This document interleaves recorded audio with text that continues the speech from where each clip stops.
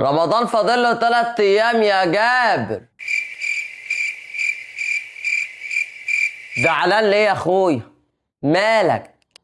الشيطان بيوسوسني، عايز حل للكلام ده والمشكلة اللي انا مش فرحان لشهر رمضان.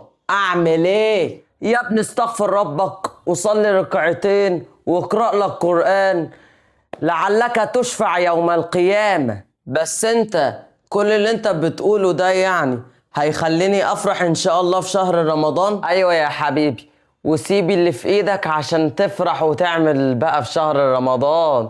ده شهر رمضان ده يا حبيبي هو شهر القرآن. افرح بس ولو حتى بإنشاد دين، افرح يلا.